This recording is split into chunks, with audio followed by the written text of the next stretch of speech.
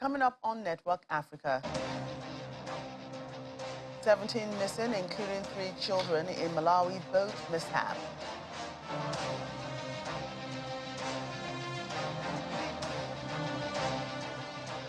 Jihadist group takes over village in Menaka, northern Mali.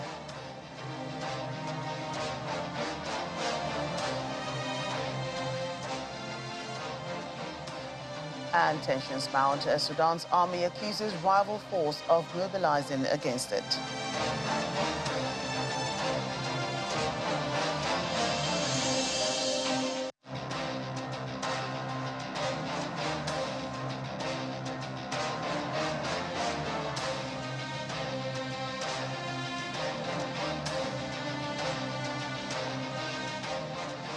Thanks for staying with us. Joke Rogers, welcoming you to Network Africa. We start off in Malawi, where 17 people, including 3 children, are missing after a boat they were traveling in capsized in a river. Police say the group of 22 people was crossing the Rusa River in central Malawi on the way to a funeral ceremony in Michinji district when the incident happened. 5 people managed to swim ashore. The boat was small for that number of passengers, according to a local police commander, John Nkoma, who says more rescuers are expected to join a search for the missing people today. Meanwhile, authorities in the district are advising community members to avoid sailing in flooded rivers. Let's get more on this. We now speak to VOA correspondent Lamek Masina, who joins us from Blantyre in Malawi. Hello, Lamek. Hello, how are you?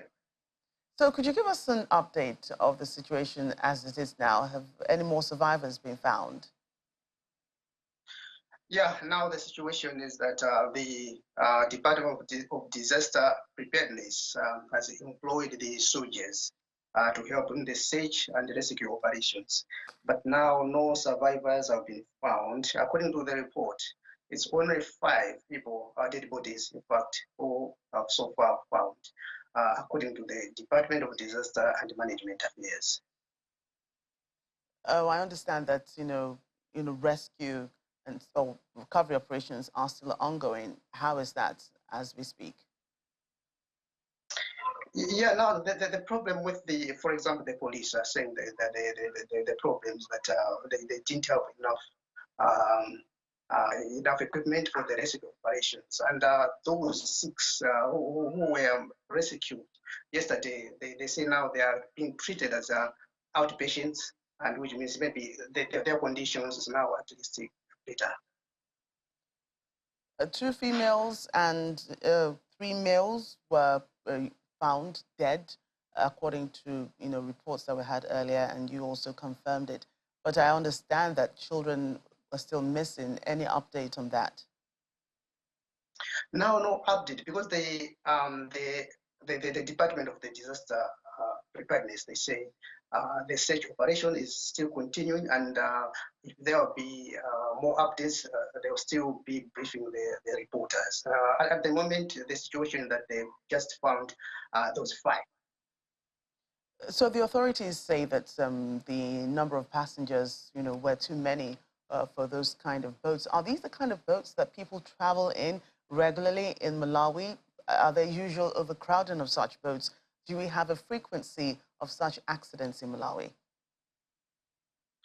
No. There's no such frequency of such extent. But the issue is that this is a small river.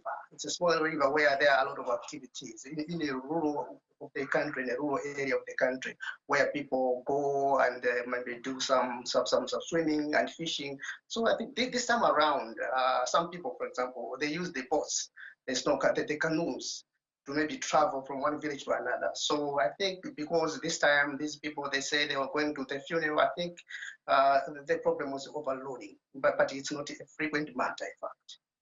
Yeah, I would ask you this. A lot of governments really are also, campaigning for alternative means of transportation, especially in Africa. Here in Nigeria, that's what's been doing to decongest the roads.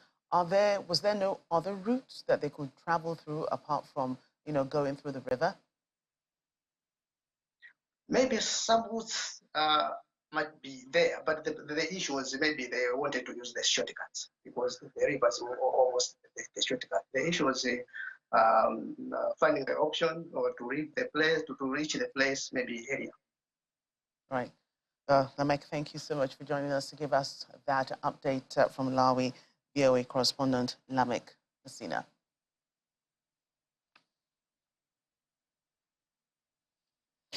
Let's move on now. Mali jihadists affiliated to the Islamic State group have taken over a village in Menaka, a region that's now largely under militant control. The Islamist militants had seized another village on Monday night following months of fighting. A local official who fled to the regional capital confirmed the capture and said the insurgents were moving around the village with weapons. Since early last year, Islamic State in the Greater Sahara has launched a major offensive in the area, as well as in Gao, another region of northern Mali. There have been battles with the al-Qaeda-linked fighters, as well as Tuareg former rebels who signed a peace deal in 2015. Meantime, Malian authorities no doubt have their hands full battling insecurity in the country and giving residents a sense of safety. The UN is, however, asking for more cooperation from it and cautioning the government to try and ensure safety of the civilian population and protection of human rights. It is important that the Malian authorities make every effort to ensure that military operations against terrorists and extremist groups are conducted in full compliance with international humanitarian law, international human rights law, and international humanitarian law, that violations and abuses are transparently and promptly investigated and perpetrators brought to justice. In Sudan, the army is warning that the country's biggest paramilitary group is mobilizing troops in cities across the country. In a statement released in the early hours of today, the military accused the rapid supporter forces of clearly breaking the law. There are growing fears of a confrontation between the two sides in the face of government's failure to meet a deadline to form a civilian-led government. The RSF leader, Mohamed Dagolo, played a key role when the army seized power in Sudan in 2021. The responsibility of protecting the safety and security of the country falls on the shoulders of the armed forces, according to the constitution and law, supported by different state bodies. The law has organized how this support is offered. Depending on this, we should raise the alarm. Our country is going through a dangerous and historic turn, which increases by moves by the leadership of mobilization of forces and redeployment of the rapid support forces inside the capital and other cities. These movements took place without the approval of the armed forces or coordination with it, which raised fears among the citizens, deepened security concerns, and raised tensions among organized forces. Our dear citizens, the armed forces have not stopped efforts to find peaceful solutions for these transgressions to keep general peace and avoiding any armed conflicts. These mobilizations and redeployments violate the code of work of the RSF and shows a clear violation of the law, as well as a violation of the commands given by Central Security Committees. The continuation of these movements will lead to more tension and divisions, which might lead to a loss of security in the country. The armed forces renew its commitment to what had been agreed upon in the framework agreement in supporting the political transition and warn political forces of the dangers of bickering with the stances of the armed forces, which never cease to offer sacrifices so that Sudan lives in security and stability. Elsewhere, wrapping up his visit to Somalia, the United Nations Chief Antonio Guterres reaffirmed the world body's commitment to supporting the country as it continues its path to peace and stability. The UN's top official was addressing a news conference in the Somali capital, Mogadishu, on the second and last day of his visit to the country.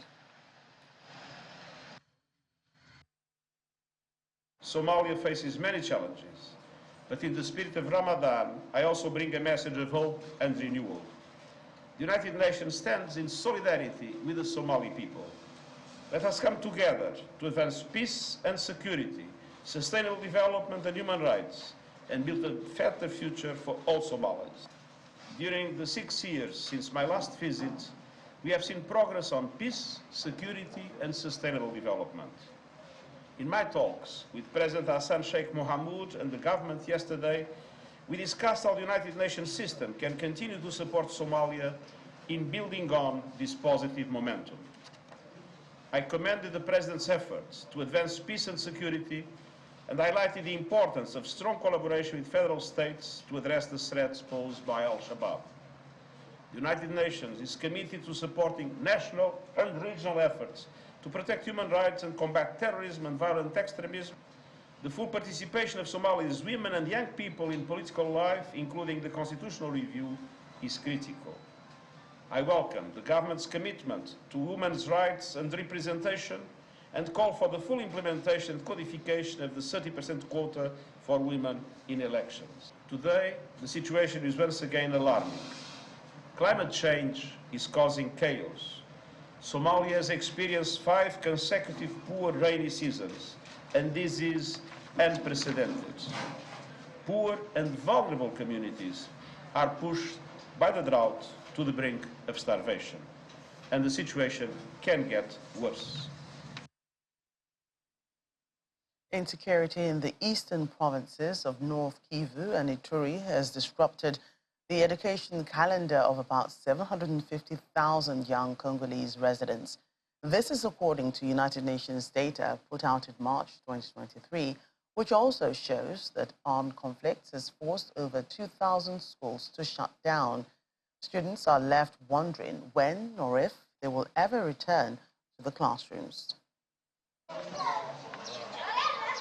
Thomas Tumusifu Baragia wishes he was studying for his final school exams. Instead, he scrapes a living doing odd jobs in a displaced people's camp in Eastern Democratic Republic of Congo after a wave of rebel violence upended his life yet again. When I am in the camp, I see students from Goma in their final year like me. It hurts my heart because I can't continue my studies because of the war. When I see them passing and others doing their internships, it really hurts my heart. I wonder when I will finish my studies. The years are passing by. Baragia fled the town of Kibumba with his family in October amid a renewed offensive by the M23 rebel group, the 3rd time in 15 years he's been forced to escape his home. He is now 22 and still waiting to complete school. According to statistics from UNICEF, he is one of the 750,000 young Congolese whose schooling is currently disrupted by insecurity in the eastern provinces of North Kivu and Ituri. My studies started to get disrupted with the war against the Congrès National pour la Défense du Peuple. We fled to Kanyaruchinya. We spent a whole year there. And in 2012, we fled again to the same place for almost a whole year. All of this meant that I had several blank years in my school career. Here we are in 2022 and 2023. I have fled again from the war with M23, and here we are again next to Kayaruchia. Impossible for me to study. In the small camp next to an evangelical church outside the provincial capital Goma, Baragia spends his time leaning against the tin wall of the church or playing cards with school friends, also displaced from Kimbumba. Since January 2022, about 2,100 schools in eastern Congo have had to close because of armed conflict.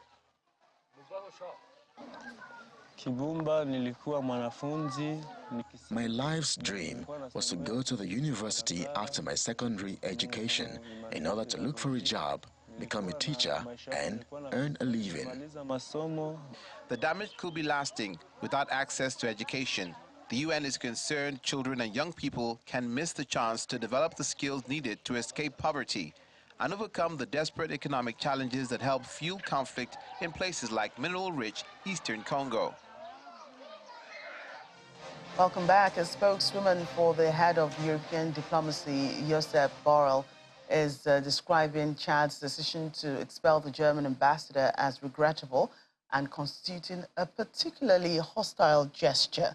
Days ago, the Chadian government had announced the expulsion of the German ambassador for what they say was discourteous attitude and disrespect of diplomatic customs.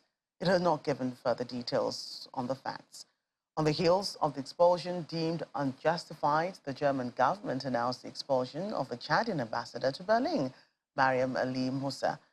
A Chadian government source who spoke on condition of anonymity said authorities accused the diplomat of interfering too much in the governance of the country and made comments tending to divide the Chadians.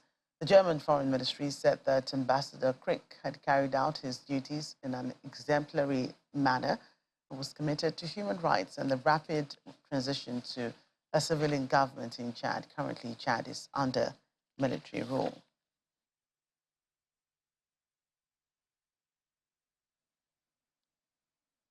Now, in South Africa, the electricity minister says the government should not shy away from spending to end the country's power crisis.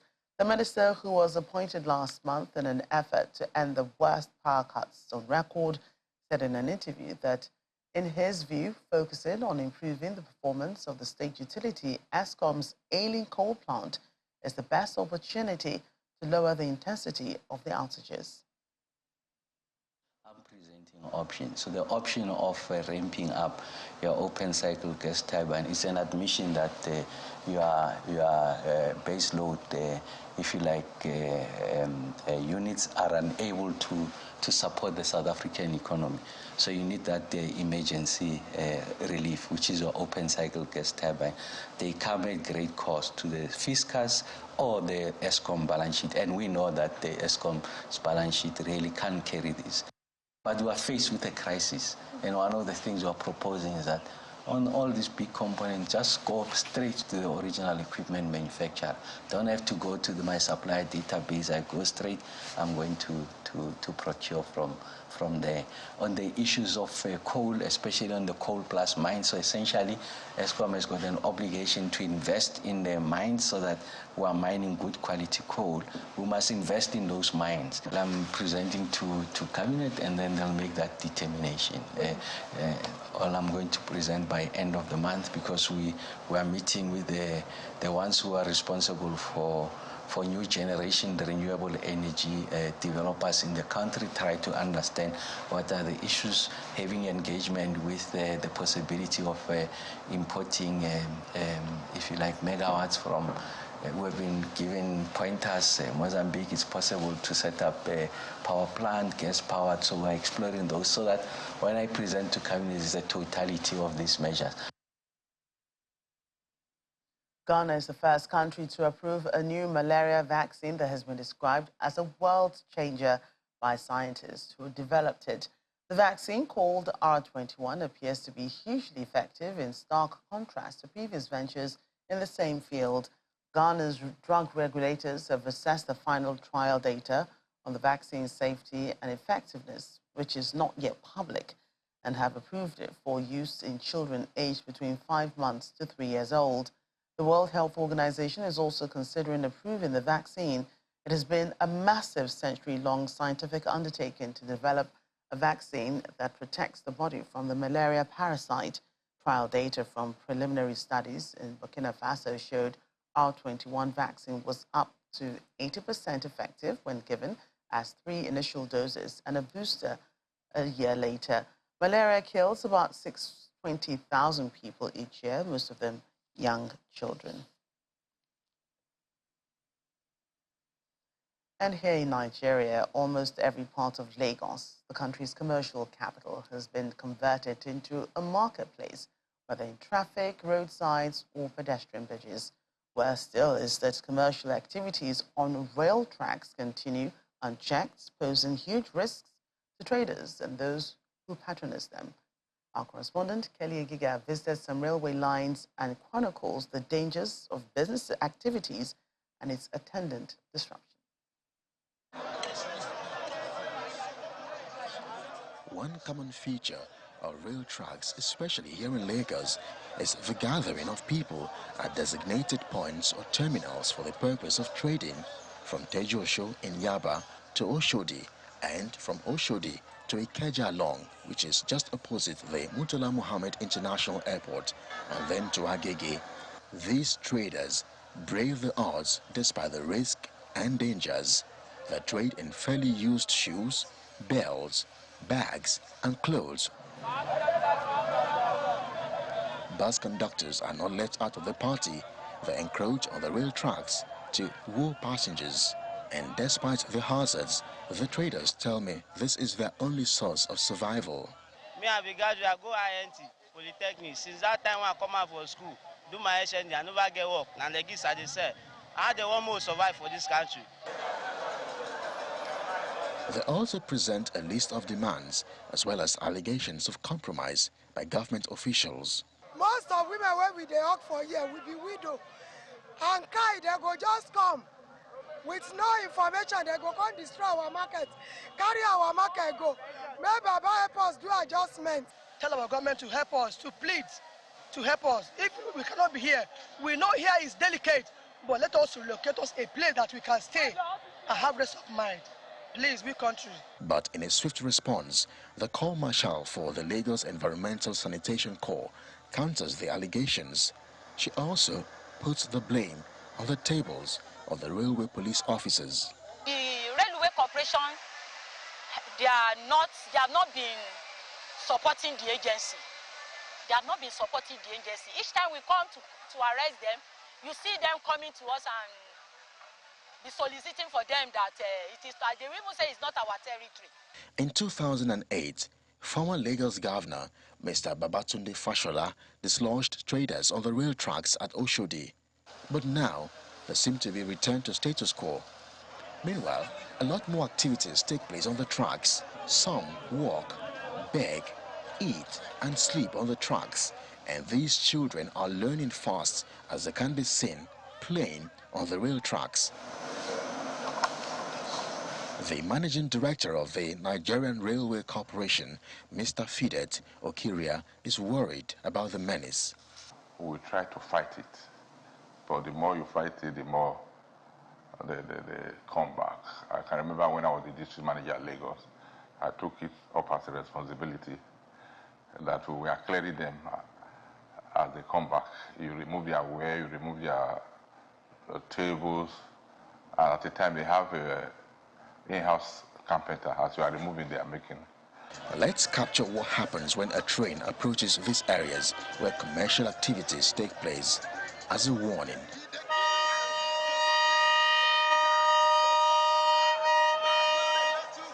The train blares its horns, prompting the traders to reluctantly move their goods to safety.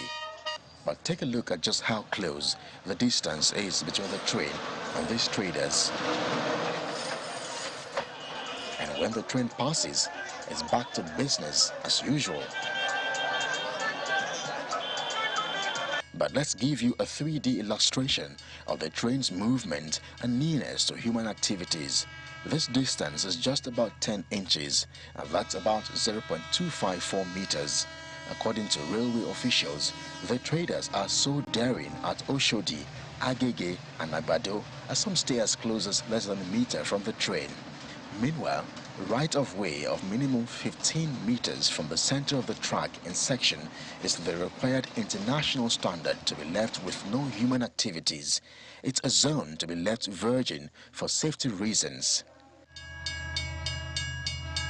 In another illustration, for the standard gauge service, the design speed allowable from Lagos to Ibadan is 150 kilometers per hour, but that has been reduced to an operational speed of 80 kilometers per hour. And inside Lagos, due to massive human activities and proximity of the railway tracks, the speed has also been reduced to 30 kilometers per hour. NRC officials also say while approaching level crossings, it can be further reduced to 15 kilometers per hour.